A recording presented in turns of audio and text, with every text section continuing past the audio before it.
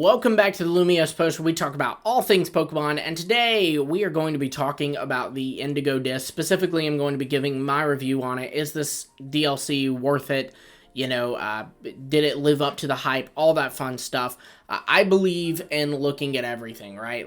Nothing is 100% awful, in my opinion, and nothing is 100% amazing, in my opinion. I mean, everybody knows I'm a big Kalos fan, big X and Y fan. X and Y had its flaws, and I can even admit that and see them.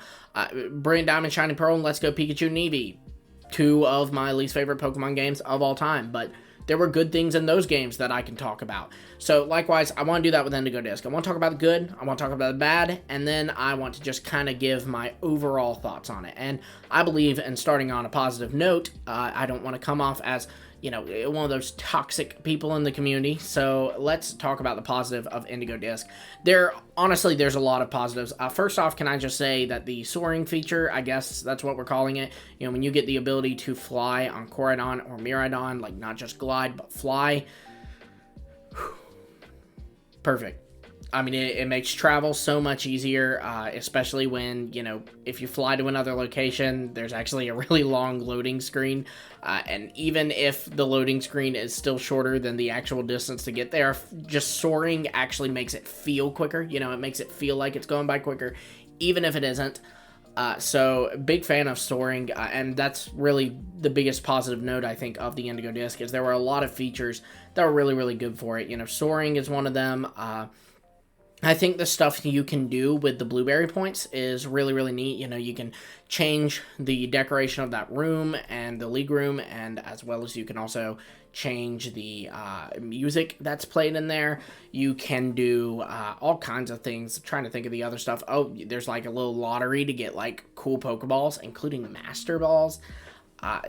So many things. Change your throwing style. Just a lot of nice, just kind of small feature. Another really big thing that I liked about the Indigo Disc was that you can kind of get some closure on some other stories that, you didn't need it on, right? Like, I'm thinking specifically about how you can do more with the Team Star people, and you can become their tutor, and you kind of get some more plot with them. You get to see them in their school uniforms, so outside of their Team Star uniforms, and it's just some character development.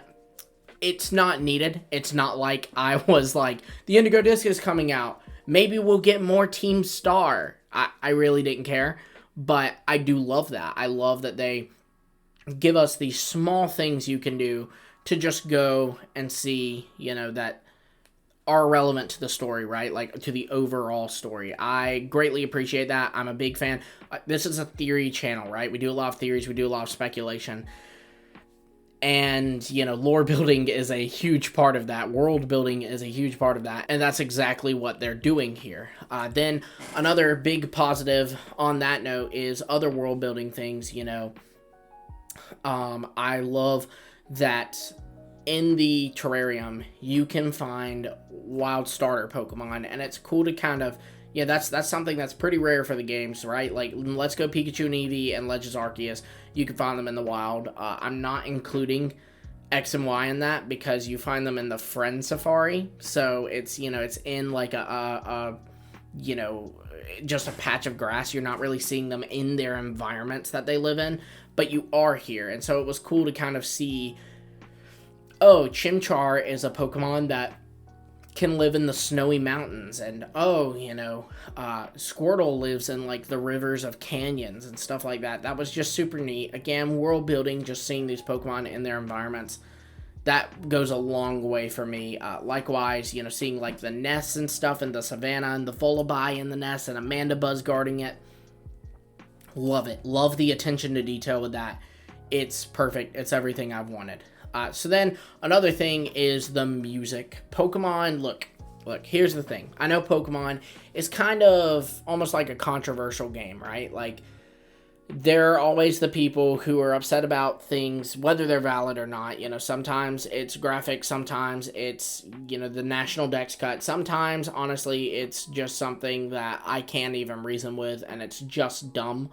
But, like, some people are like, oh, this Pokemon is too cute. I hate it. I remember when Pokemon are cool. That's a dumb argument. Pokemon have always been cute. and then cool ones too, and some are cute and cool. So things like that are dumb. But one thing that I think we can all universally agree on is that Pokemon kills it with the music. Indigo Disc is no different, and the Unova references in the music are phenomenal. I mean, the way that the Wild Bow themes, the Trainer Bow themes were all remixes of the themes from the original Pokemon Black and White games, that was perfect. Then even just the Terrarium, while it was new music, they had like little hints. Like there was like a little Route 6 hint in the Savannah theme, and there was a little Driftvale City hint over in the coastal area. So that was great. Also references to Unova just existing, like them talking about Lacey's father is a gym leader, clearly hinting at Clay.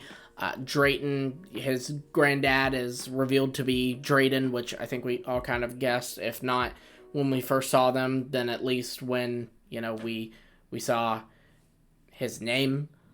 But yeah, I think that's great, especially because we are in the Unova region, right? The Blueberry Academy is located in Unova. So to not have any references to mainland Unova and the characters that exist there and the stuff that exists there, that would have been really dumb.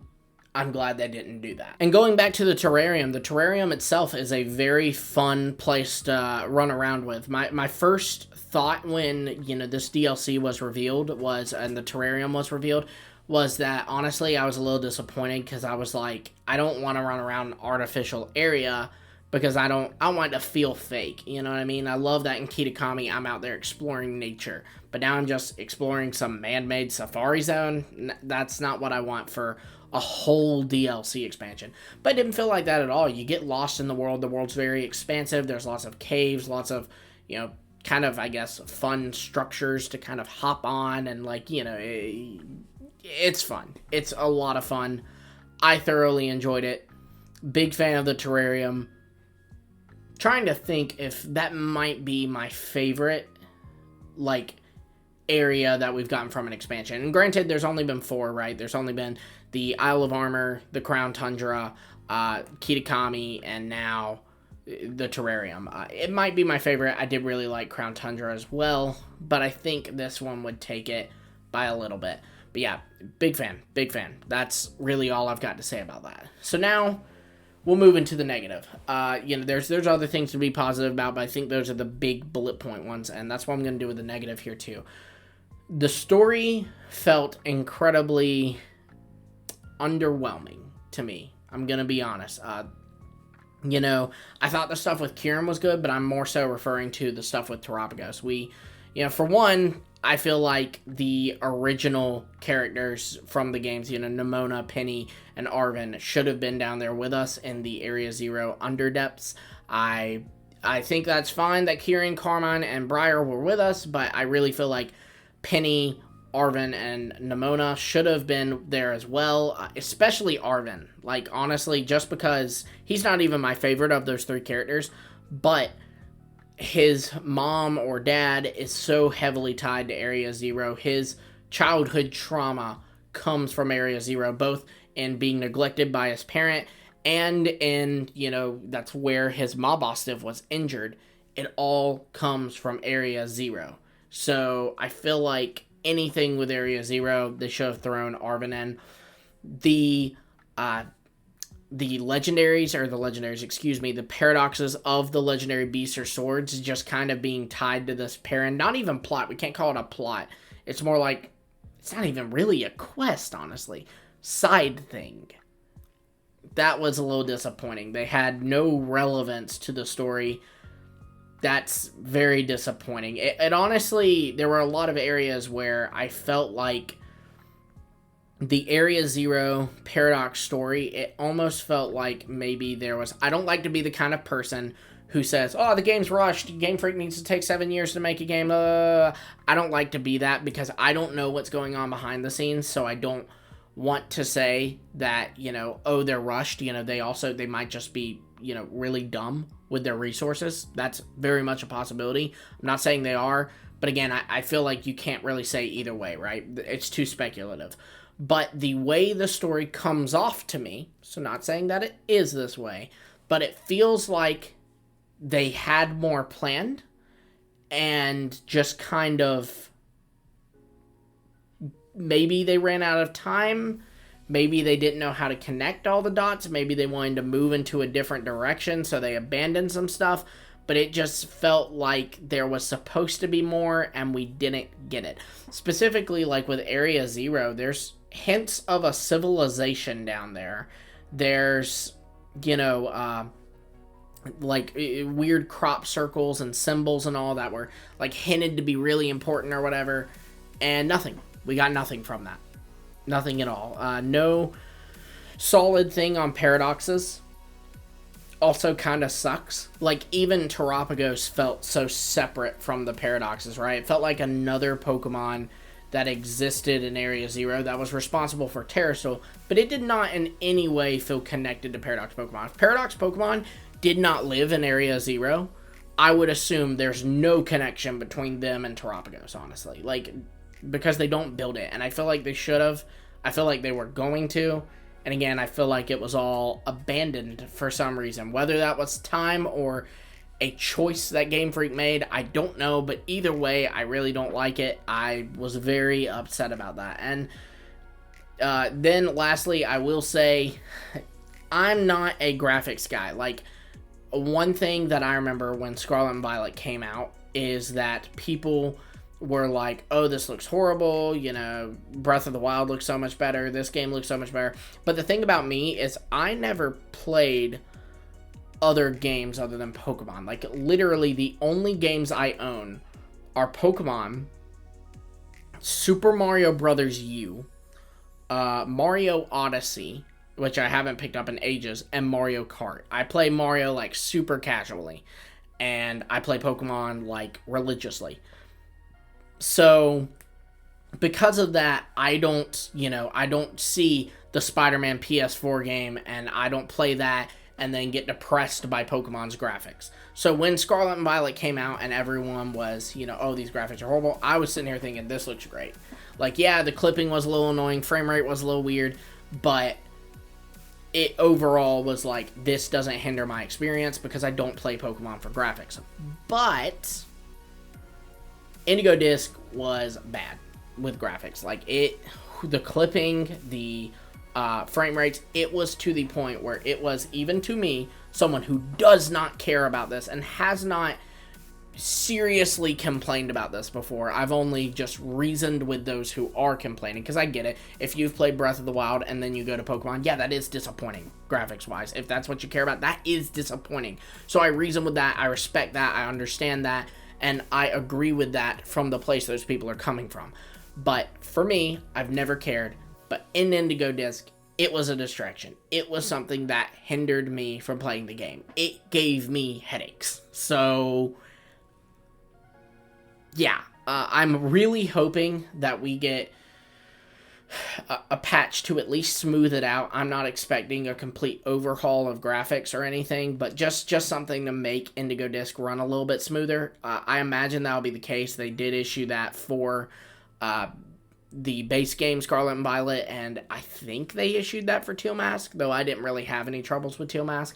But either way, that was just super disappointing. I mean, there's no way around that. That's disappointing. But yeah, those are really my only two big complaints. Is the story was incredibly lackluster in my opinion, and it also just left too much unsaid.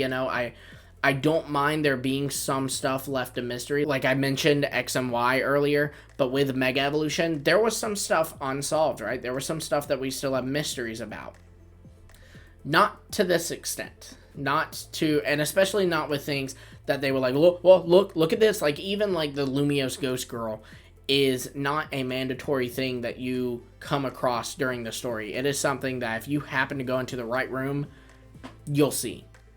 But it's not drawn attention to by other players or other characters. It's not, it wasn't like this. That was very disappointing to me. Very, very disappointing. Very, very disappointing. Definitely my biggest complaint. But ultimately, again, I do think it's a good DLC. I think it's a great DLC. In fact, I just, I have my complaints about it. What can you do? I do also want to say, too, I did feel like the DLC overall was kind of short. You know, I felt like Teal Mask was longer than this one. I don't know if it was. I know that, like, players can, like, find the actual, like, gameplay time, or at least a range of the gameplay time. I don't know what that is, so I don't know if this is shorter or longer than Teal Mask, but it definitely felt shorter. It definitely felt like there was less, so for that reason, not a fan. But yeah, overall, again, I do think this is a good DLC. I think combined with the Teal Mask, I don't know that I'd put it at $35, but I'd have paid $30 for it. You know, I think it is as good, if not better. I think it's better than Sword and Shield's DLC. I guess it just did not live up to the Indigo disc did not live up to the hype that I felt the Pokemon Company put behind it. And I will say there's something to be said too about fan expectations, right? If we're all expecting this grand finale and we don't get it, well, now we're disappointed. But like, I keep up with leaks. I wasn't expecting this grand finale from leaks. I was expecting it from the way the Pokemon Company had been hyping this up, you know, and that it was truly like a sequel to Scarlet and Violet's story, whereas Isle of Armor and Crown Tundra were both self-contained stories. Teal Mask was a self-contained story, and Indigo Disc was supposed to take that and take Scarlet and Violet's story and tie them all together and present a conclusion, and it didn't. It really was just a continuation of Teal Mask's story. So I guess I wish they overhyped the Return to Area Zero part, I feel like. For sure. Definitely. But again, it's a fun DLC. If, you know, it's $35 and games now for the Switch are $60. And if you want to play Breath of the Wild, it's $70. So if you already have Scarlet and Violet, it is a relatively, in terms of video game prices, cheap way to, you know, get another game to play. So for that reason, it's great. It adds returning Pokemon, which is solid. Love that. But I am definitely looking to 2024, and I'm definitely overall a little disappointed, but not upset or in any kind of ill mindset about this DLC, if that makes sense. All right, Lumi out.